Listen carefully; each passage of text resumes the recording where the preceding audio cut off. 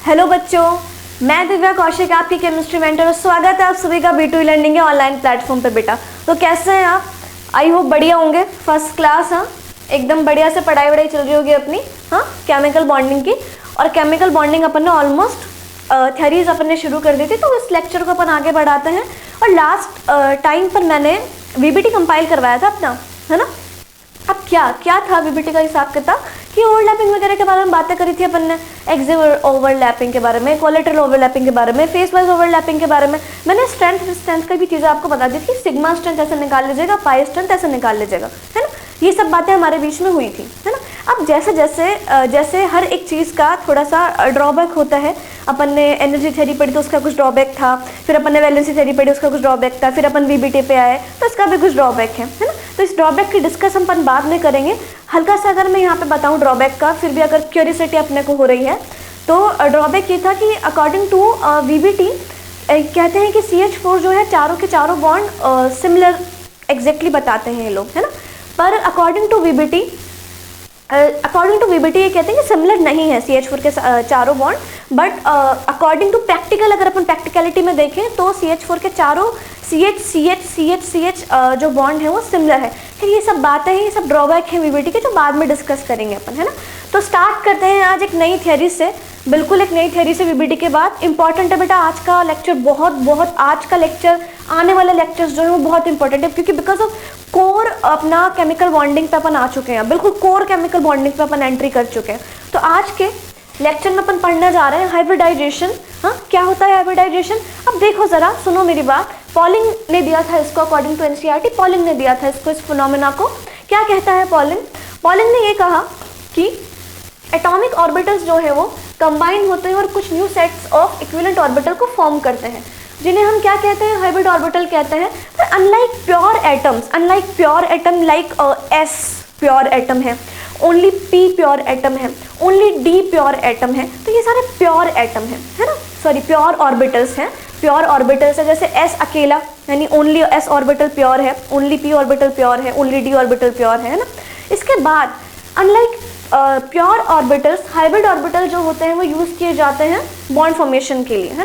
तो only pure orbitals जो है वो बॉन्ड फॉर्मेशन के लिए यूज़ नहीं किए जाते, हाइब्रिड ऑर्बिटल को बॉन्ड फॉर्मेशन के यूज़ में लिया जाता है। हाइब्रिड ऑर्बिटल का मतलब है कि जैसे, हाँ जी, हाइब्रिड ऑर्बिटल मतलब कि जैसे S और P मिलाएं तो sp बन गया, S और 2p मिलाएं तो sp2 बन गया, S और 3p मिलाएं तो sp3 बन गया। यानी कि दो प्योर ऑर्बिटल मिलकर हाइब्रिड ऑर्बिटल का फॉर्मेशन कर रहे हैं। अब कैसे ये चीज़ें हो रही है, तो समझना इसको, है ना। अकॉर्डिंग टू NCERT तो हमने ये चीज़ देख ली, और अकॉर्डिंग टू हमारी तरीके से ये चीज़ हम कैसे देखेंगे, समझना जरा। कोई भी एक एटम है आपका, अब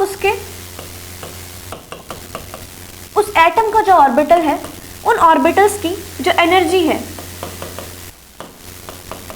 स्लाइटली डिफरेंट है ना। तो किसी भी एक एटम के जो ऑर्बिटल है, स्लाइटली डिफरेंट एनर्जी के जो ऑर्बिटल है, आपस में कंबाइन होते हैं और अपनी एनर्जीज का रीडिस्ट्रीब्यूशन करते हैं।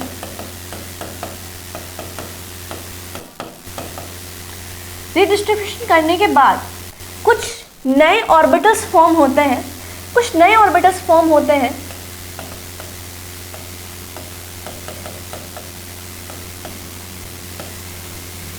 जो कि इक्वल नंबर के बनेंगे बेटा। जितने अपन यहाँ पे ऑर्बिटल ले रहे हैं, जितने अपन इस एटम के ऑर्बिटल लेंगे, उतने ही अपने यहाँ पे ऑर्बिटल फॉर्म होंगे।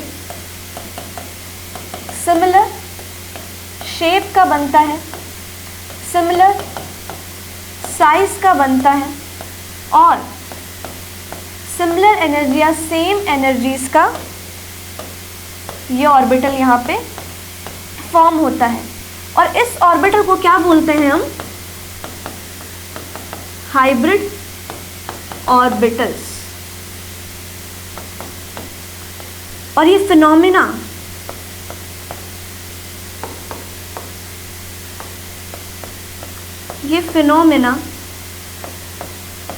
क्या कहलाता है? हाइब्रिडाइजेशन कहलाता है। समझ गए? देखो भाई, इतना इतना सिंपल है ये चीज़, बहुत ही सिंपल है बेटा। कुछ डिफरेंस अपने को नज़र आया क्या? भाई डिफरेंस जब नज़र आ जाएगा तो आराम से डेफिनेशन याद हो जाएगी। क्या दिक्कत है इसमें? कुछ भी नहीं है भाई। कोई भी एटम है उसका ऑर्बिटल है, पर स्लाइटली डिफरेंट एनर्जीज हैं दोनों ही ऑर्बिटल्स की, और कंबाइन होते हैं आपस में, अपनी एनर्जीज का रिडिस्ट्रीब्यूशन करते हैं और कुछ नए ऑर्बिटल को फॉर्म करते हैं, और इन ऑर्बिटल को हम क्या बोलते हैं? Hybrid orbital. अब बनने में कैसे हैं ये ऑर्बिटल? बनने में ये इक्वल है, जितने आप यहाँ ले रहे हैं उतने ही फॉर्म हो रहे हैं, पर शेप इनकी सिमिलर आ गई, साइज इनका सिमिलर आ गया, और डिफरेंस जो हमको नज़र आया वो आया कि स्लाइटली डिफरेंट एनर्जी के हमने लिए थे, और हमको सेम एनर्जी के हाइब्रिड ऑर्बिटल यहाँ पे मिल चुके हैं। अब जो बने हैं, जो लिए थे वो तो एटॉमिक ऑर्बिटल थे, और जो नए बने हैं उनको हम क्या बोलेंगे? हाइब्रिड ऑर्बिटल बोलेंगे। और ये फिनोमेना क्या कहलाएगा? हाइब्रिडाइजेशन कहलाएगा ये फिनोमेना। ठीक है, तो ये इतनी सी बात है हाइब्रिडाइजेशन की। देखिए ज़रा, अब बात तो ठीक है, हमने फिनोमेना वगैरह तो देख लिया, हमको कोई दिक्कत नहीं है इस चीज़ में, पर कैसे अगर हमको कोई मॉलिक्यूल या कोई आयन दे दिया जाएगा या फिर कोई हाइड्रोकार्बन दे दिया जाएगा, तो किस तरीके से अपन हाइब्रिडाइजेशन को कैलकुलेट करेंगे या फिर आइडेंटिफाई करेंगे, कैसे निकालेंगे? तो उसका कुछ ना कुछ मेथड्स होते हैं कि जैसे कोई हाइड्रोकार्बन का चेन दे दिया जाए तो आपको किस तरीके से हाइब्रिडाइजेशन को निकालना है, आइडेंटिफाई करना है। कोई मॉलिक्यूल आपको दे दिया जाए, कोई आयन आपको दे दिया जाए तो आपको कैसे निकालना है। डेसिमल में अगर आ रहा हो कुछ तो उस तरीके से कैसे हाइब्रिडाइजेशन निकालना है। कुछ स्ट्रक्चरल मॉलिक्यूल आपको दे दिया जाए तो कैसे आपको हाइब्रिडाइजेशन आपको वहाँ पे निकालना है। तो ये सब बातें हैं। आइए तो मेथड्स पे चलते हैं अपन कि कैसे हम आइडेंटिफिकेशन करेंगे हाइब्रिडाइजेशन को। तो पहला मेथड पढ़ते हैं, बहुत ही ईजी है इस चीज़ में, समझना ज़रा। देखिए, तो हम यहाँ पे हाइड्रोकार्बन के हाइब्रिडाइजेशन निकालने की बात कर रहे हैं थोड़ी सी, तो कुछ ऑर्गेनिक का टच भी यहाँ पे है अपने। तो कार्बन के चारों तरफ अगर सिंगल बॉन्ड आपको मिल जाए तो हाइब्रिडाइजेशन क्या होता है? sp3। बहुत ही सिंपल। एक तरफ अगर सिंगल बॉन्ड मिल जाए, सॉरी डबल बॉन्ड मिल जाए, तो हाइब्रिडाइजेशन क्या होता है? sp2। और एक तरफ अगर ट्रिपल बॉन्ड मिल जाए तो हाइब्रिडाइजेशन होता है sp। और वहीं दोनों तरफ अगर डबल बॉन्ड मिल जाए तो भी हाइब्रिडाइजेशन होता है sp-sp। समझ गए? बहुत ही सिंपल चीज़, कुछ भी नहीं है, बिल्कुल कुछ भी नहीं है इसमें, कि चारों तरफ सिंगल बॉन्ड है, यानी कि एक बॉन्ड है तो sp3, एक तरफ भी डबल बॉन्ड दिख गया तो sp2, एक तरफ ट्रिपल बॉन्ड दिख गया तो sp, और दोनों तरफ डबल बॉन्ड दिख गए तो sp। ठीक है, ये चीज़ है। तो देखो, कुछ इस तरीके से हम इस चीज़ को निकालेंगे।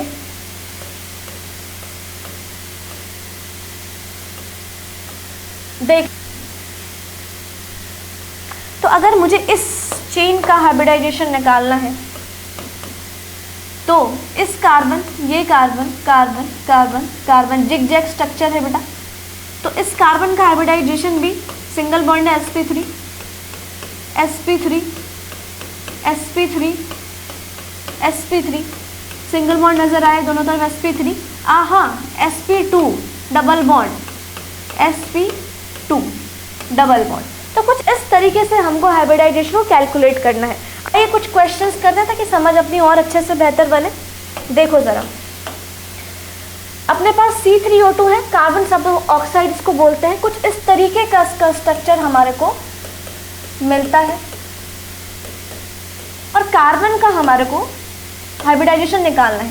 तो देखिए, इस कार्बन का 1, 2 और 3 कार्बन यहाँ पे है, इसका हाइब्रिडाइजेशन बैठेगा sp, इसका भी बैठेगा sp और इसका भी बैठेगा sp। ये दोनों तरफ ही डबल बॉन्ड है, दोनों तरफ डबल बॉन्ड है, दोनों तरफ डबल बॉन्ड है, तो दोनों तरफ डबल बॉन्ड जहाँ भी होगा वहाँ पे हाइब्रिडाइजेशन क्या आएगा? sp ही आएगा। ये चीज़ अपन अभी पढ़कर आ चुके हैं। तो कार्बन सब ऑक्साइड में अगर नंबर ऑफ कार्बन यानी 3 कार्बन है, तीनों की अगर अपने को हाइब्रिडाइजेशन निकालना है तो बहुत आराम से अपन निकाल पाएंगे, कोई समस्या नहीं है इस चीज़ में, है ना। आइए देखिए, अगर इस वाले कार्बन का हाइब्रिडाइजेशन निकालें तो sp2, बिल्कुल sp2 sp3 sp3 sp3 sp3 sp2 double bond है, sp2 डबल बॉन्ड है, और ये sp3। ऐसे ही इसका निकाले तो, क्योंकि सॉरी सिंगल बॉन्ड है सारे में, sp3, इस वाले कार्बन का भी sp3, इस वाले का निकालेंगे तो sp2, इसका भी निकालेंगे तो sp2, क्योंकि एक साइड डबल बॉन्ड है, एक साइड डबल बॉन्ड है। आइए चलते हैं, इसका निकालेंगे तो sp3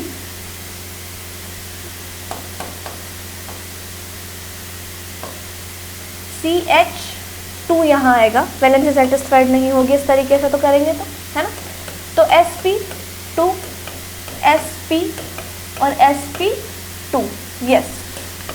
sp3 सारे सिंगल बॉन्ड, sp3 सारे single bond, sp2 double bond, sp2 double bond, that's it. तो ये एक मेथड फर्स्ट था हाइब्रिडाइजेशन निकालने का। ऑर्गेनिक में भी काम में लेते हैं बहुत आराम से, कोई दिक्कत नहीं है। तो सिंगल बॉन्ड है तो sp3, डबल बॉन्ड दिख जाएगा तो sp2, और ट्रिपल बॉन्ड दिख जाएगा तो sp, और अगर दोनों साइड ही अपन डबल बॉन्ड आपको देख पा रहे हैं तो फिर भी sp ही हो जाएगा, कोई दिक्कत वाली बात इसमें है नहीं।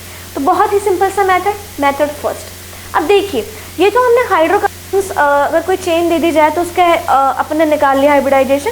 पर क्या हो कि अगर अपने को कोई मॉलिक्यूल दे दिया जाए, अपने को कोई आयन दे दिया जाए, है ना, पॉजिटिव आयन का दे दिया जाए चाहे नेगेटिव आयन का दे दो, तो कैसे अपन हाइब्रिडाइजेशन निकालेंगे ना। तो उसका एक तरीका है, यानी उसको मेथड 2 के नाम से अपन देखते हैं। आइए ज़रा, तो सबसे पहले अगर अपने को किसी मॉलिक्यूल या आयन का हाइब्रिडाइजेशन निकालना है तो हमको स्टेरिक नंबर यानी कि नंबर ऑफ इलेक्ट्रॉन पेयर को कैलकुलेट करना पड़ेगा, है ना। तो we will calculate, first of all we will calculate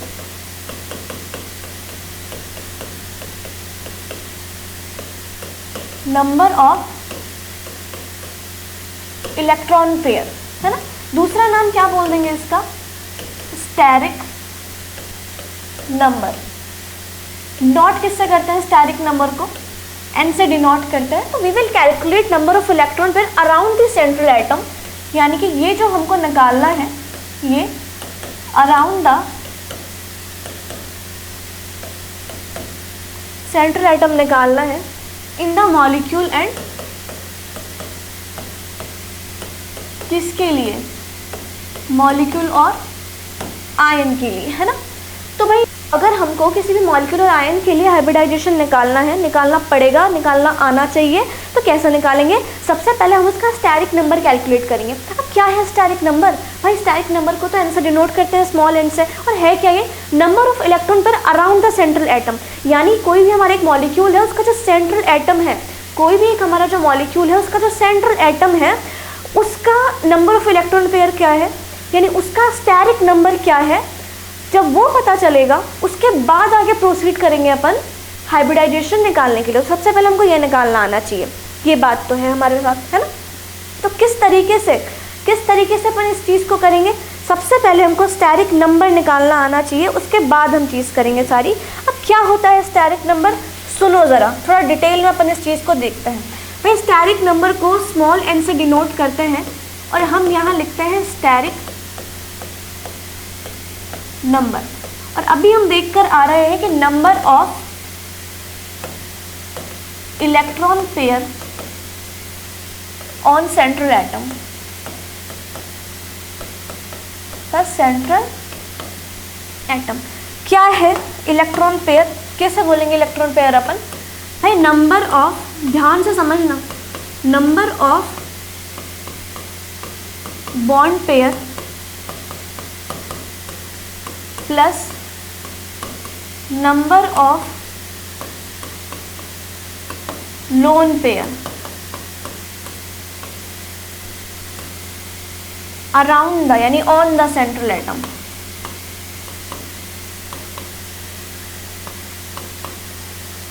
बस, तो नंबर ऑफ इलेक्ट्रॉन पेयर का एग्जैक्टली मतलब क्या है कि number of bond pair, number of lone pair, किसके अराउंड, यानी किसका देख रहे हैं अपन, सेंट्रल एटम का देख रहे हैं। कि अगर हमें सेंट्रल एटम के नंबर ऑफ बॉन्ड पेयर का, नंबर ऑफ लोन पेयर का पता है तो हम स्टेरिक नंबर आराम से पता कर लेंगे, कोई बहुत बड़ी बात यहाँ पे है नहीं। अब कैसे हम निकालेंगे स्टेरिक नंबर, और स्टेरिक नंबर निकाल क्यों रहे हैं, किस तरीके से हमको स्टेरिक नंबर की ज़रूरत पड़ गई, और कैसे कैसे हम स्टेरिक नंबर को ले सकते हैं, और क्या हाइब्रिड ऑर्बिटल अपने को यहाँ पर स्टेरिक नंबर में नज़र आएंगी। तो जैसा मैंने कहा कि अगर स्टेरिक नंबर का वैल्यू जो है वो 2 भी आ सकता है, स्टेरिक नंबर का वैल्यू 3 भी आ सकता है, 4 भी आ सकता है, स्टेरिक नंबर का वैल्यू 5 भी आ सकता है, 6 भी आ सकता है और 7 भी आ सकता है।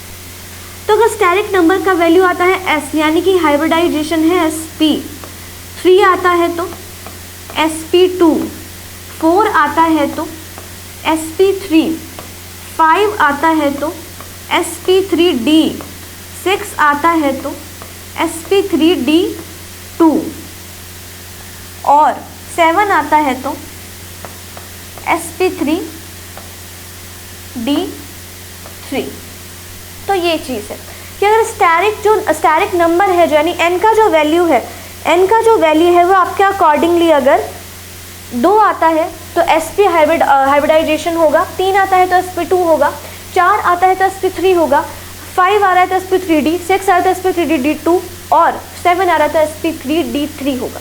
तो ये आइडेंटिफिकेशन है मेथड 2 के हाइब्रिडाइजेशन के, कि कैसे हमको स्टेरिक नंबर का पता लगाने के बाद हाइब्रिडाइजेशन मिल जाएगा। पर अब सवाल ये पैदा होता है कि कैसे हम स्टेरिक नंबर का पता लगाएंगे। हाँ भाई, है ना, कैसे हम कैलकुलेट करेंगे स्टेरिक नंबर को, कैसे आ रहा है ये 2, 3, 4, 5, 6, 7, है ना। तो ये एक फार्मूले से आ रहा है, उस फार्मूला का हमारे को पता होना चाहिए और तुरंत हम स्टेरिक नंबर निकाल पाएंगे, कोई बहुत बड़ी बात नहीं है इसमें। तो how to calculate steric number, यानी क्या फॉर्मूला है स्टेरिक नंबर निकालने का, तो सुनिएगा ज़रा भाई। स्टेरिक नंबर निकालने का फॉर्मूला बहुत ही सीधा सा है, देखते हैं, आइए। स्टेरिक नंबर निकाल रहे हैं सेंट्रल एटम के लिए, भाई Ca के लिए, ठीक है। तो n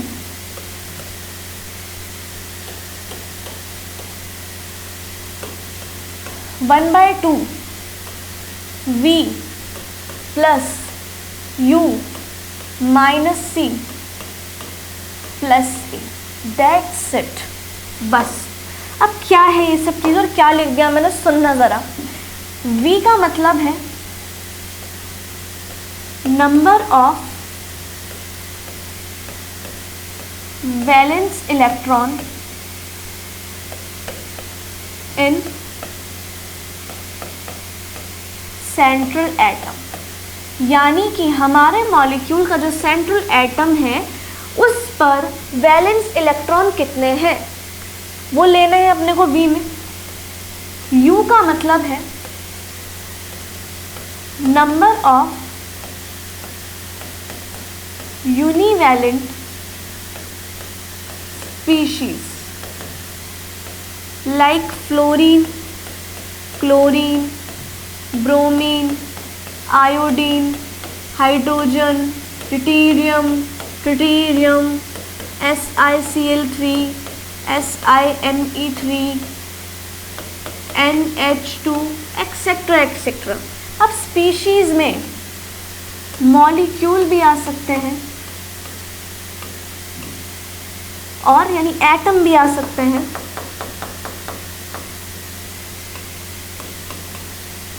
और हम ये जो ग्रुप्स लिए ना मैंने, ये ग्रुप्स भी हम ले सकते हैं, ठीक है। तो ये कुछ नॉर्मल यूनिवैलेंट स्पीशीज़ हैं, बार बार हमारे को ये वाले यूनिवैलेंट स्पीशीज़ नज़र आएंगे, तो इन पर फोकस रखिएगा, ये वाले, ठीक है। तो ये सारी स्पीशीज़ है। बायोवेलेंट स्पीशीज़ भी देख लेते हैं, देख रहे हैं तो कि बायोवेलेंट स्पीशीज़ जो होती हैं, ऑक्सीजन हुआ, जैसे सल्फर हुआ, और ट्राइवेलेंट में जैसे नाइट्रोजन हुआ, तो ये चीज़ है, ठीक है। तो क्या फॉर्मूला है, n इज इक्वल टू में number of valence electron in central atom plus U, यानी कि नंबर ऑफ यूनिवैलेंट स्पीशीज जैसे fluorine, chlorine, bromine, iodine, hydrogen, tritium, और ये कुछ ग्रुप्स जो हैं वो यूनिवैलेंट है। साथ में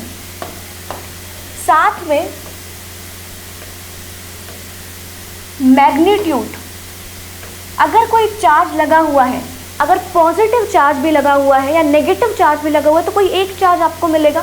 तो अगर पॉजिटिव चार्ज लगा है तो उस कैटायन का मैग्नीट्यूड आपको क्या लेना है, मैग्नीट्यूड ऑफ पॉजिटिव चार्ज, और ये है मैग्नीट्यूड ऑफ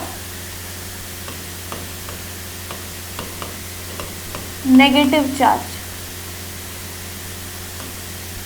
ठीक है। तो अगर कोई पॉजिटिव कैटायन है आपके पास, यानी कि कोई आयन आपको दे दिया और वो कैटायनिक है यानी पॉजिटिव चार्जेस पे लगा हुआ है, तो उसका जो साइन लेंगे ना वो माइनस में लेंगे। और अगर कोई एनायनिक आपको दे दिया, यानी कोई आयन जो है वो एनायनिक यानी कि उसमें माइनस चार्ज लगा हुआ है, तो उसका साइन जो लेंगे, उसका जो मैग्नीट्यूड लेंगे वो पॉजिटिव में लेंगे, यानी ऑपोजिट लेंगे बेटा। बस ये याद रखना, अगर है तो कोई आयन तो, नहीं है तो मत लगाइएगा, 0 रख दीजिएगा, कोई दिक्कत नहीं है। अब हम सेंट्रल एटम की बात कर रहे हैं, वो सब तो ठीक है, पर कैसे हम सेंट्रल एटम को पता करेंगे कि ये हमारा सेंट्रल एटम है? तो देखना ज़रा, सेंट्रल एटम जैसे एग्जाम्पल मैंने लिया कि NH3 है और NH3 में मैं सेंट्रल एटम का पता कर रही हूँ, है ना। NH3 में मैं सेंट्रल एटम का पता कर रही हूँ। एक एग्जाम्पल मैंने और लिया SOCl2, तो इसमें सेंट्रल एटम कौन सा और इसमें सेंट्रल एटम कौन सा है ना। तो सेंट्रल एटम पता लगाने के लिए 2 स्टेप होते हैं कि लेजर इन क्वांटिटी एंड, अगर क्वांटिटी जो है सबसे कम होगा सेंट्रल एटम का, यानी कि अगर ये देखिए NH3 है तो यहाँ N का क्वांटिटी सबसे कम है, तो ये क्या हो जाएगा हमारा सेंट्रल एटम हो जाएगा, और हाइड्रोजन क्या हो जाएगा हमारा कॉर्नर एटम हो जाएगा। ठीक है, अच्छा, पर अगर ऐसा हो कि भाई क्वांटिटी कुछ दोनों चीज़ों की सेम ही आ जाए तो क्या करेंगे अपन? तो जो साइज में बड़ा है, साइज में बिगर है, वो क्या बन जाएगा? सेंट्रल एटम बन जाएगा, है ना। तो साइज में बिगर है सल्फर ऑक्सीजन से, तो ये क्या बन जाएगा हमारा सेंट्रल एटम बन जाएगा, और बाकी के जो ये दोनों हैं ये क्या बन जाएंगे अपने कॉर्नर एटम बन जाएंगे, ऐसे कह लो सराउंडिंग एटम बन जाएंगे। ठीक है, तो ये चीज़ है। तो कैसे हम आइडेंटिफाई करेंगे स्टेरिक नंबर को, और कैसे हम आइडेंटिफाई करेंगे, सिलेक्शन करेंगे सेंट्रल एटम का, ये चीज़ अपने को यहाँ पे देखने को बड़े ही आराम से मिली। ठीक है, अब इसके आगे हमको ये तो पता चल गया इस फॉर्मूले से कि इस फॉर्मूले को लगाने के बाद हम स्टेरिक नंबर कैलकुलेट कर पाएंगे, है ना। हमको यूनिवाइड स्पीशीज़ पता चल गई, fluorine, chlorine, bromine, iodine, hydrogen, deuterium, tritium. ठीक है, कोई चार्ज अगर होगा तो उसका मैग्नीट्यूड जो है उस हिसाब से ले लेंगे। अगर पॉजिटिव चार्ज है तो मैग्नीट्यूड नेगेटिव ले लेंगे, और अगर नेगेटिव चार्ज है तो मैग्नीट्यूड पॉजिटिव ले लेंगे। पर वैलेंस इलेक्ट्रॉन, ये हमारे को थोड़ा पता करना बाकी है अभी। वैसे हालांकि मैंने पीरियोडिक टेबल पढ़ा तब बता दिया है, बच्चों ने जिन्होंने देखा होगा पुराना वीडियो तो उनको पता भी होगा ये चीज़, और फिर भी अपन दोबारा डिस्कस कर लेंगे, कोई दिक्कत नहीं है। चलिए, तो कैसे क्या वैलेंस शेल अपन को देखना है, देखना ज़रा। अब वैलेंस शेल भाई होता क्या है? वही NS electron plus NP electron जो है टोटल जो होते हैं उनके, वही तो वैलेंस शेल होता है भाई। ये अपन बता के आ रखे हैं पीरियोडिक टेबल में, है ना, कोई दिक्कत वाली बात नहीं है। जैसे मैंने कहा 3 electron, 4 electron, 5 electron, 6 electron, 7 electron और 8 इलेक्ट्रॉन। तो boron family, carbon family,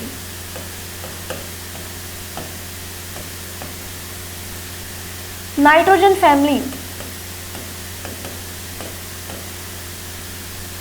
oxygen family, halogen family और नोबल गैसेस।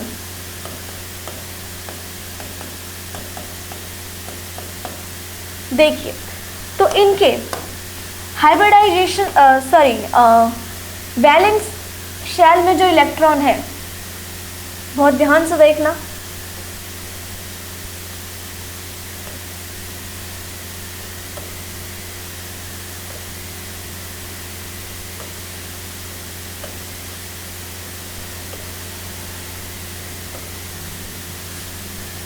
हमारे को समझ आया थोड़ा। ठीक है, देखो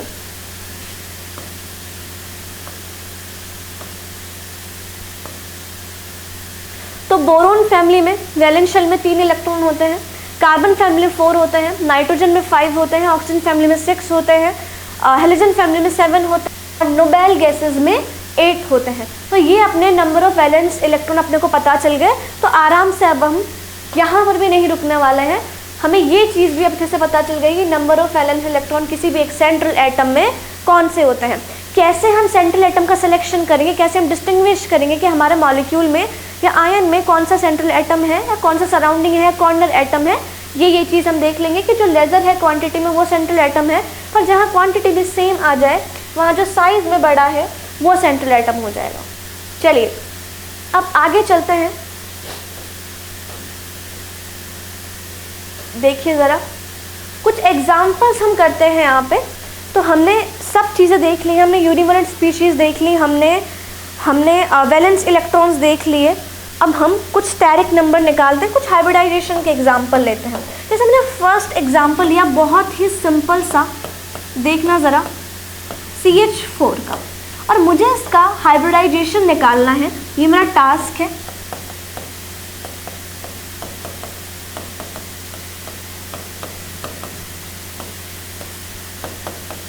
अब हाइब्रिडाइजेशन निकालने के लिए मेरा अप्रोच क्या होना चाहिए, मुझे सबसे पहले पता होना चाहिए कि स्टेरिक नंबर कितना है ना, स्टेरिक नंबर कितना है। जब स्टेरिक नंबर अगर मुझे पता चल जाएगा तो मैं आराम से हाइब्रिडाइजेशन निकाल पाऊंगी। 2 3 4 5 6 7 8 कितने हैं तो मुझे पता चल जाएगा, तो मैं आराम से हाइब्रिडाइजेशन निकाल पाऊंगी।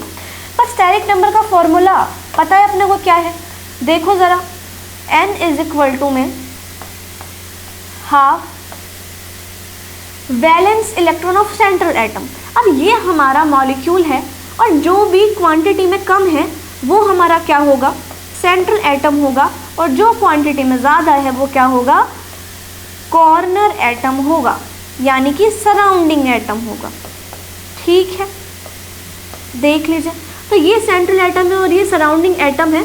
सेंट्रल एटम के वैलेंस शेल के इलेक्ट्रॉन, भाई कार्बन फैमिली है, कार्बन फैमिली के वैलेंस शेल में इलेक्ट्रॉन तो खुद कार्बन ही है, तो 4 ही होते हैं, यानी 4 ही होते हैं। तो क्या रखूँगी मैं यहाँ पे 1/2 4 प्लस में कोई मोनोवैलेंट स्पीशीज या कोई यूनिवैलेंट स्पीशीज यहाँ पर ऐड है क्या, बिल्कुल ऐड है भाई, बिल्कुल ऐड है। हाइड्रोजन यहाँ पर ऐड है आराम से, और कितने हाइड्रोजन ऐड है यहाँ पे, 4 है। तो अगर एक हाइड्रोजन का वैलेंसी जो होता है वो 1 होता है तो 4 का भाई 4 ही होगा, वेरी कॉमन बात है ये, तो इसमें तो क्या ही कियोस करना है इस चीज़ में। तो 4 + 4। आगे चलते हैं, क्या कोई यहाँ पे चार्ज वगैरह है क्या, कोई कैटायन है क्या, बिल्कुल नहीं है। कोई एनायन है क्या, बिल्कुल नहीं है। तो बस 0 कर दो, कोई दिक्कत नहीं है। क्या हुआ, 4 + 4 8/2 4, यानी कि मेरा स्टेरिक नंबर जो है वो मुझे मिल चुका है, और वो कितना आया है, 4 आया है। और जब स्टेरिक नंबर 4 आ रहा है बेटा, स्टेरिक नंबर 4 आ रहा है बेटा, तो देखो ज़रा क्या ही है हिसाब किताब। स्टेरिक नंबर 4 में हाइब्रिडाइजेशन क्या हो जाएगा, sp3 हो जाएगा। ये इतना सिंपल है कि कोई दिक्कत अपने को यहाँ पे नज़र आनी नहीं चाहिए। तो अगर मैं यहाँ लिखूँ कि CH4 में हाइब्रिडाइजेशन क्या है, तो CH4 में हाइब्रिडाइजेशन है sp3 का, बस तुमको ये करना है। तो कोई भी मॉलिक्यूल दे दिया जाए भाई, कोई आयन दे दिया जाए, तो उसके वैलेंस शेल के, अरे बहुत सीधी सी बात है, तुम मेरी बात सुनो, ऐसे कर देना बस। कोई भी मॉलिक्यूल है, कोई भी आयन दे दिया जाए तुम्हारे को, नंबर ऑफ वैलेंस इलेक्ट्रॉन डाल देना, प्लस में देख लेना कोई यूनिवैलेंट है क्या नहीं है, या कोई fluorine, chlorine, bromine, iodine, hydrogen, deuterium, tritium लग रहा है कि नहीं, लग कोई ग्रुप लगे। Most of the time 90% cases में आपको जो यूनिवैलेंट लिखवा रखे हैं उनमें ही मिल जाएगा आराम से। कोई ऐसा होगा कि शायद कोई केस होगा जो नहीं मिलेगा, वो भी मैं करवा दूंगी, यहाँ पे कोई दिक्कत वाली बात नहीं है। पर मोस्ट ऑफ द टाइम अपने को जो यूनिवैलेंट अपने लिखा उनमें से मिल जाएगा, 100% तय है ये तो, है ना। अच्छा, फिर क्या करना है अपने को, भाई वैलेंस इलेक्ट्रॉन लीजिएगा, प्लस में यूनिवैलेंट अगर है तो ऐड करिए, कोई चार्ज अगर है पॉजिटिव है तो माइनस वाले में ऐड कर दीजिए, नेगेटिव है तो प्लस वाले में ऐड कर दीजिए, और बाय 2 कर दीजिए, यानी कि उसका हाफ कर दीजिएगा। जो भी आएगा उसका स्टेरिक नंबर होगा, 2 आएगा तो sp, 3 तो sp2, 4 तो sp3, 5 तो sp3d, 6 तो sp3d2 और 7 तो sp3d3। बस ये करना है तुम्हारे को। तो देखो तुमने लॉट्स ऑफ एग्जाम्पल यहाँ पे लिखे हैं, आइए थोड़ा मैं समझाती हूँ आपको और फिर आप खुद से करिएगा। तो जैसे SO4 - 2, अब की बार बेटा मॉलिक्यूल नहीं है, आयन ले लिया है मैंने इस बारी, है ना। तो आयन वाला कर रहे हैं, एक बार देखना ज़रा ध्यान से देखना। तो वही है यार, क्या है, सेंट्रल एटम कुछ नहीं है इसमें, ये वाला है, क्वांटिटी में कम है, ये लेंगे, और ये सराउंडिंग एटम ले लेंगे। इसमें कौन सा लेंगे, सेंट्रल एटम, ये लेंगे, इसमें ये लेंगे क्योंकि एग्जैक्टली क्वांटिटी में कम है, इसमें ये लेंगे साइज अकॉर्डिंग। इसका थोड़ा देखते हैं अभी, रुक जाइए, इसका भी रखते हैं अभी, तो देखते हैं। आइए हाफ, या मैं सीधा लिखूँ नंबर ऑफ वैलेंस इलेक्ट्रॉन, चलो हाफ से ही कर देते हैं पहले तो हाफ। सल्फर का वैलेंस इलेक्ट्रॉन भाई कितना है, देख लो भाई देख लो, आगे तुम्हारे सल्फर का 6 इलेक्ट्रॉन आ रहे हैं वैलेंस में। हाँ 6, तो इसमें कोई यूनिवेलेंट है क्या, कोई यूनिवेलेंट नहीं है भाई। ऑक्सीजन जो है वो बाईवेलेंट है, बाईवेलेंट है ऑक्सीजन, लिखवा के आई हूँ मैं, लेना मत बिल्कुल भी, यूनिवेलेंट ही लेने हैं आपको, बाईवेलेंट नहीं लेना है। 0 कर दीजिए। -2 चार्ज है, यानी कि -2 चार्ज है, यानी कि का मतलब क्या होता है कि -2 चार्ज है। हाँ तो देखो जरा फॉर्मूला निकालना तो एक बार, फॉर्मूले समझते हैं अपन। हाँ भाई, तो एनायनिक अपने को मिला है अब की बार आयन, है ना। तो अगर एनायनिक है तो मैग्नीट्यूड क्या लेना है इसका, मैग्नीट्यूड ऑफ नेगेटिव चार्ज। क्या है मैग्नीट्यूड इसका भाई, इसका मैग्नीट्यूड है पॉजिटिव, यानी कि अगर -2 है तो उसका मैग्नीट्यूड आपको लेना है क्या, +2। ये याद रखना, अरे उल्टा कर देना, -2 है तो +2 लगाना है, +2 है तो -2 लगाना है, बस ये चीज़ कर देना, उल्टा करना है मैग्नीट्यूड इनका, कुछ नहीं करना है और, है ना। तो 6 + 2 8 और 8/2 4, और 4 का मतलब है भाई sp3, दैट्स इट, कुछ भी नहीं है। SO4 -2 में हाइब्रिडाइजेशन क्या निकल के आ गया, sp3 निकल के आ गया, कुछ भी नहीं है, ठीक है। तो ये चीज़ अपन यहाँ पे देख रहे हैं। आइए आगे देखते हैं PO4 -3 का। अब मैं सीधा करने जा रही हूँ मैं, अब देख लेना ज़रा, है ना। तो अगर स्टेरिक नंबर निकालेंगे अपन, फॉस्फोरस यहाँ पे सेंट्रल एटम है, फॉस्फोरस के वैलेंस शेल में इलेक्ट्रॉन कितने हैं, नाइट्रोजन फैमिली में आता है 5, प्लस में कोई भी यूनिवेलेंट नहीं है तो 0, -3 चार्ज है तो +3 और /2, 5 6 7 8, 8/2 करेंगे तो 4, और 4 का मतलब है sp3, that's it. ICl2-, I है इसमें सेंट्रल एटम, अपने को निकालना है स्टेरिक नंबर। आयोडीन का जो वैलेंस शेल में इलेक्ट्रॉन है 7, प्लस में 2 यूनिवेलेंट स्पीशीज जुड़ी हुई है, यहाँ पे Cl2 जुड़ा हुआ है ना, 2 Cl2 जुड़े हुए हैं तो यूनिट स्पीशीज जुड़ी हुई है यहाँ पे Cl2 के साथ में, माइनस चार्ज है तो +1 कर देंगे, /2 कर देंगे, 7 8 9 10, 10/2 यानी कि 5, और 5 का मतलब है sp3d। यहाँ पे XeOF4, तो N निकालेंगे, number of valence electron in xenon 8, plus में कोई यूनिवेलेंट है क्या, बिल्कुल है यूनिवेलेंट, 4 यूनिवेलेंट जुड़े हुए हैं 4, क्या कोई चार्ज वार्ज है क्या, कुछ भी चार्ज नहीं, 0 लगाइएगा, /2 कर दीजिए, 8 9 10 11 12, 12/2 यानी 6, और 6 मतलब sp3d2, दैट्स इट। I3-, अब I3- को लिखेंगे कैसे, पहले रिप्रेजेंटेशन तो देख लो, बाद में निकालेंगे। तो I2- लिखा जाता है इस तरीके की चीज़ों को, Br3- तो Br2+, तो इससे क्या होगा कि हमारे को यहाँ पे सेंट्रल एटम अचीव हो जाएगा, यहाँ पे हमको सेंट्रल एटम अचीव हो जाएगा, और ये जो बाकी का हो जाएगा ये हो जाएगा कॉर्नर एटम या सराउंडिंग एटम हो जाएगा। अब आसानी से हम यहाँ का स्टेरिक नंबर निकाल सकते हैं। तो निकाला मैंने स्टेरिक नंबर, आयोडीन के वैलेंस शेल में इलेक्ट्रॉन है 7, प्लस को यूनिवेलेंट है बिल्कुल है, 2 यूनिट दिख रहे हैं हमारे को, माइनस है तो +1 कर देंगे, /2 कर दीजिएगा, क्या निकला 7 8 9 10/2, 10/2 का मतलब 5, और 5 मतलब sp3d2। ऐसे ही यहाँ पे निकालेंगे तो ब्रोमीन में वैलेंस इलेक्ट्रॉन 7 कोई यूनिवेलेंट है, बिल्कुल यूनिवेलेंट है, 2 यूनिवेलेंट है, प्लस है तो -1 कर देना, /2 कर दीजिएगा, 7 8 9 9 -1 कर देंगे तो 8, और 8/2 करेंगे तो 4, 4 का मतलब है sp3। देखो भाई इतना सिंपल है, इतना सोबर है ये निकालना हाइब्रिडाइजेशन कि मतलब क्या ही निकाला जाएगा इसमें, कुछ भी नहीं है। काउंटिंग आनी चाहिए आपको काउंटिंग आनी चाहिए, आपको वैलेंस शेल के लगना होने चाहिए, आपको 5 और 6 यूनिवेलेंट स्पीशीज लगाइए भाई, उनको याद कर लीजिएगा आराम से। माइनस चार्ज है तो प्लस कर दीजिएगा उसको, प्लस है तो माइनस कर दीजिएगा मैग्नीट्यूड इसका, बस और कुछ नहीं करना, उसको हाफ कर देना और कुछ नहीं करना है बस, है ना। देखो भाई इतने सारे एग्जाम्पल है, खूब बढ़िया प्रैक्टिस अपनी यहाँ पे हो जाएगी, कोई दिक्कत वाली बात नहीं है। तो आइए देखते हैं, अब फटाफट मैं कर रही हूँ यहाँ पे।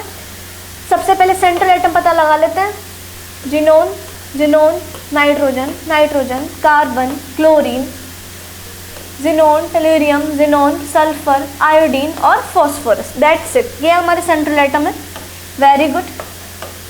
देखो तो जिनोन N निकालेंगे तो जिनोन के वैलेंस शेल में इलेक्ट्रॉन है 8, कोई यूनिवैलेंट है क्या? बिल्कुल है, +2, कोई चार्ज नहीं है, 0 मत लगाइए, अब तो हाफ कर दीजिए, 8 9 10 10/2 5 और 5 मतलब sp3d। जिनोन में है 8, 8 + 5 माइनस है तो +1/2 कर दीजिएगा, 8 9 10 11 12 13 और ये 14 14/2 यानी कि 7 7 = sp3d3। ठीक है। NO3 माइनस, नाइट्रोजन के वैलेंशन में इलेक्ट्रॉन 5, प्लस में कोई यूनिवैलेंट है क्या? नहीं है, हटा दो, माइनस है तो माइनस का तो करेंगे +1/2 कर दें, यानी हाफ करेंगे, 5 + 1 6 6/2 3 और 3 मतलब sp2। 5 प्लस है तो -1 कर देंगे, हाफ करेंगे, -1 4/2 2 मतलब sp। CO3 -2, carbon central atom है, कार्बन के वैलेंस शेल में इलेक्ट्रॉन है 4, प्लस में माइनस है तो +2/2 6/2 3 यानी कि sp2। ClO3-, देखिएगा ज़रा, सेंट्रल एटम क्लोरीन है, क्लोरीन के वैलेंस शेल में इलेक्ट्रॉन 7 है, कोई यूनिवैलेंट यहाँ पे है नहीं तो नहीं लगाएंगे, माइनस का चार्ज है तो फिर +1 कर देंगे, /2 कर देंगे, 8/2 4 मतलब sp3। XeF2, वैलेंस शेल में इलेक्ट्रॉन ज़िनॉन के 8, कोई यूनिवैलेंट है? बिल्कुल है, 2 यूनिवैलेंट है, कोई चार्ज नहीं है, रहने दो, नहीं है तो हाफ कर दीजिएगा, 10/2 5 sp3d। TeCl4-2, टेलीरियम जो है ऑक्सीजन फैमिली का सदस्य यानी सदस्य है, तो टेलीरियम के वैलेंस शेल में इलेक्ट्रॉन 6 है, 6 + 2 यूनिवैलेंट 4 यूनिवैलेंट स्पीशीज, माइनस है तो +2 कर देंगे, /2 6 + 4 10 + 2 12/2 6 मतलब sp3d2। बस ये हिसाब किताब है। 8, अब सीधा देखो, सीधा देखो, XeF3 + 8 9 10 11 है यानी प्लस है, एक माइनस करेंगे 10 का आधा कर देंगे 5 मतलब sp3d। SOCl2, सल्फर के वैलेंस शेल में इलेक्ट्रॉन है 6, कोई यूनिवैलेंट है 7 8 का हाफ 4 मतलब sp3। ICl2+, आयोडीन के वैलेंस शेल में इलेक्ट्रॉन 7 8 9 प्लस है तो माइनस कर देंगे, 8 9 का 4 मतलब sp3। PCl5, फॉस्फोरस के वैलेंस शेल में इलेक्ट्रॉन है 5 यूनिवैलेंट स्पीशीज है, 5 + 5 10 का मतलब 5 sp3d3। कुछ और एग्जांपल्स देखते हैं अपन, देखना। SO4, सल्फर के वैलेंस शेल में इलेक्ट्रॉन है 6 + 4 यूनिवैलेंट, कोई चार्ज वार्ज नहीं, 10 5 sp3d। ठीक है। सल्फर की सेंट्रल एटम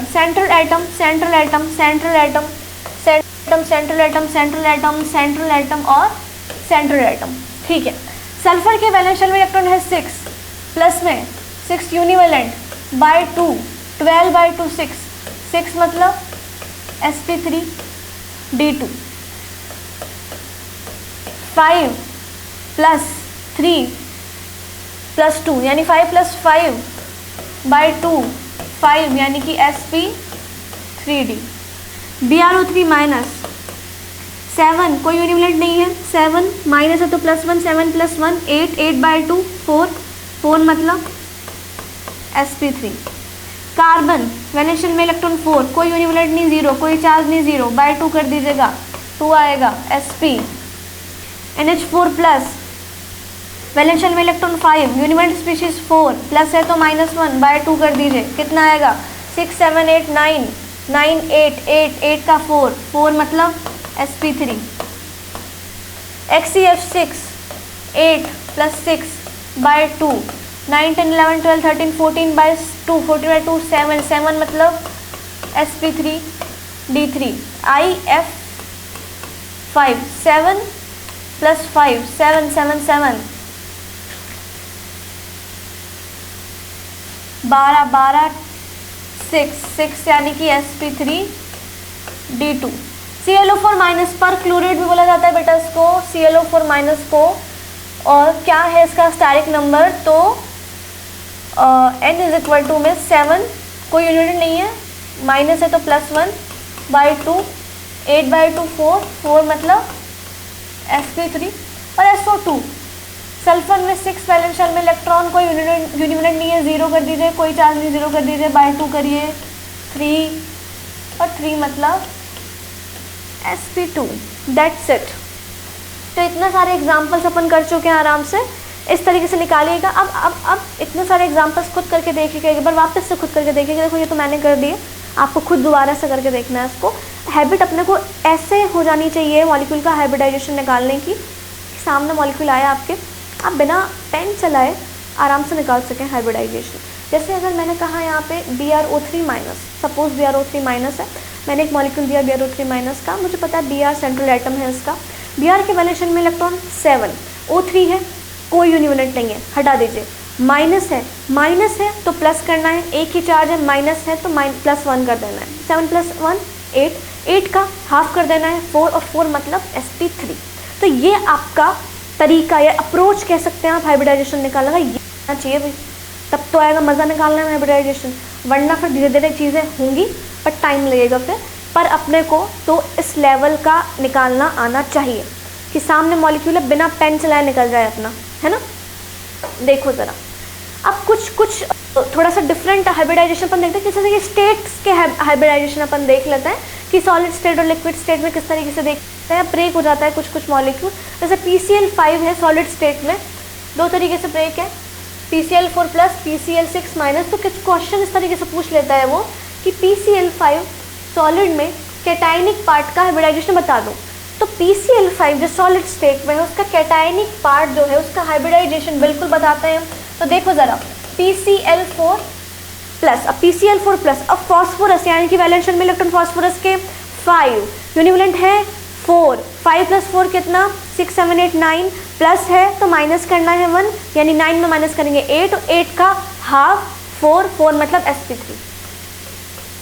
तो ये रहना चाहिए अपना, है ना। जैसे इसने कहा कि XeF6 का एनायनिक पार्ट का हाइब्रिडाइजेशन बता दो, तो XeF6 से पहले अपन ये चीज़ देख लेते हैं थोड़ा सा कि कैसे हो रहा है। तो PCl5 सॉलिड स्टेट में है, दो पार्ट में डिवाइड होता है, ये इसका कैटायनिक पार्ट है, इसका एनायनिक पार्ट है, दोनों में से कुछ में भी निकलवा सकते हैं, आराम से अपन निकाल के भी आ चुके हैं। N2O5 जो है वो सॉलिड, मैंने N2O5 का स्ट्रक्चर बनाना सिखाया था आपको, उसमें कोऑर्डिनेट बॉन्ड बनाए थे जब मैंने, है ना, तो देखना उसमें, आई होप याद भी होगा। N2O4 का भी बताया था मैंने। तो सॉलिड स्टेट में है, ब्रेक करेंगे, कैटायनिक होगा NO2+, एनायनिक होगा NO3-। N2O4 के कैटायनिक पार्ट होगा NO+ और एनायनिक होगा NO3-। Cl2O6 का, इसका भी निकलवा रखा है हाइब्रिडाइजेशन, इसका भी निकलवा रखा है, दोनों का I2Cl6 का, इसका भी निकलवा रखा है, इसका भी निकलवा रखा है। XeF6 का, XeF5+ F-, PBr5 का, अभी निकाल के आए हैं PBr4+ और Br-, और 3I2 का, I3- I3+, ब्रेक किस में होंगे, I2+ I2- में, ठीक है। तो ये चीज़ है। तो जैसे एक क्वेश्चन अपन ने देखा कि XeF6 के एनायनिक पार्ट का हाइब्रिडाइजेशन अपने को बताना है, XeF6 जो है ये इसका बताना है बेटा, है ना। अब कैटायनिक पार्ट तो इसका XeF5+ है, एनायनिक पार्ट इसका F- है, तो अब F- का हाइब्रिडाइजेशन अपने को बताना है कि एग्जिस्ट अपने को ये नहीं करता है, नॉट एग्जिस्ट, जस्ट नॉट, है ना, तो नहीं निकाल सकते, डिफाइन नहीं किया जा सकता सिंगल एनायन का हाइब्रिडाइजेशन, है ना। तो ये चीज़ ऐसे ही Br- का भी डिफाइन नहीं किया जा सकता, ठीक है। तो ये कुछ हुए स्टेट के हाइब्रिडाइजेशन देख लिया अपन ने, hybridisation in solid and liquid state. तो अपने को याद रखना है, कभी पूछ ले वो आपसे कि कुछ ये एग्जाम्पल्स हैं कि जैसे PCl के कैटायनिक पार्ट का हाइब्रिडाइजेशन बताइए, तो अपने को पता होना चाहिए कि PCl5 ब्रेक होके PCl4+ और PCl6- में चेंज होता है। ऐसे ही BBr5 ब्रोक होके PBr4+ Br- में चेंज होता है। तो ये चीज़ अपने को थोड़ी सी यहाँ पे पता होनी चाहिए। बाकी हाइब्रिडाइजेशन निकालने के लिए ये दो मेथड्स आज अपन ने पढ़े, है ना। अब इन दो मेथड्स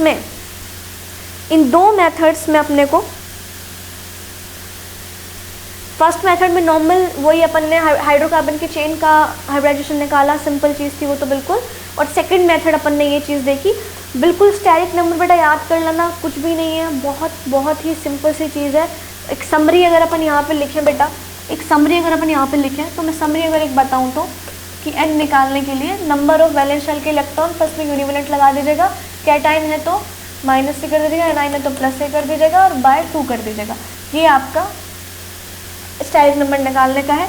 2 है तो sp, 3 है तो sp2, 4 है तो sp3, 5 है तो sp3d, 6 है तो sp3d2 और 7 है तो sp3d3। दैट्स इट, जो आए वो देख लीजिएगा, कुछ भी नहीं है इसमें। यूनिवैलेंट स्पीशीज़ हमने को पता है, fluorine, chlorine, bromine, iodine, hydrogen, deuterium, tritium और कुछ ग्रुप्स अगर फिर भी आ जाए तो जैसे SiMe3 भी यूनिवैलेंट है, जैसे SiCl3 भी यूनिवैलेंट है, NH2 भी यूनिवैलेंट है ना। और अगर कुछ बायोलेंट आ जाए जैसे ऑक्सीजन, सल्फर, जैसे कुछ ट्राइवेलेंट आ जाए जैसे कि नाइट्रोजन, तो ये सब चीज़ों को लेना ही नहीं है, छोड़ देना है, दैट्स इट। तो ये निकाला आज हमने हाइब्रिडाइजेशन, बहुत ही कमाल की चीज़ और बहुत ही simple C cheese. I hope आपको समझ आई होगी बहुत अच्छे से, कोई दिक्कत वाली बात इसमें नहीं रही होगी। तो आराम से ये जितने भी सारे एग्जाम्पल्स मैंने आपको करवाए हैं 25, 27 समथिंग कुछ एग्जाम्पल्स, वैलेंस शेल के इलेक्ट्रॉन याद होने चाहिए, बिल्कुल याद होने चाहिए। बिना याद हुए दिक्कत आएगी फिर, या तो इस तरीके से याद कर लो। एक ट्रिक अगर मैं आपको थोड़ी सी, ट्रिक तो क्या है ये, बस एक थोड़ा सा कह लो कि हाँ हो सकता है याद इससे, तो बकनॉफ और ये कुछ तो इस तरीके से देख लो, 3, 4, 5, 7 और 8 ये है ना। तो कुछ इस तरीके से देख लो। तो ये जितने भी सारे आएंगे इसके नीचे के, सबका 3 ही होगा, 4 ही होगा, 5 ही होगा, 6 ही होगा, 7 ही होगा और 8 ही होगा। तो ये चीज़ है, कुछ इस तरीके से अपन वैलेंस शेल के इलेक्ट्रॉन याद कर सकते हैं। ये वो आपको याद भी होंगे वैलेंस शेल के इलेक्ट्रॉन, तो यार ऐसी भी कोई बड़ी बात नहीं है वैलेंस शेल के इलेक्ट्रॉन में, तो बस याद रखिएगा सिंपल सा फॉर्मूला। और मैं तो कहूँगी इतना इस पर जानने की ज़रूरत नहीं है। जैसे NH3 है, NH3 आपके आगे है ना, तो अगर मेरे को इसका हाइब्रिडाइजेशन निकालना है तो मेरे को पता है नाइट्रोजन का सेंट्रल एटम, क्योंकि क्वांटिटी में तो एक ही है ना फिर, तो नाइट्रोजन सेंट्रल एटम है इसका। नाइट्रोजन के वैलेंस शेल में इलेक्ट्रॉन है 5, यूनिवैलेंट स्पीशीज जुड़े हुए हैं, बिल्कुल जुड़े हुए हैं, 3 हाइड्रोजन जुड़े हुए हैं, 5, 6, 7, 8 कोई चार्ज नहीं है, मत होने दीजिए। 8 आया मेरे पास, आधा कर दीजिएगा, 4 आ जाएगा, 4 का मतलब sp3, दैट्स इट। इतना आपको रहना चाहिए, निकालना आना चाहिए, ठीक है।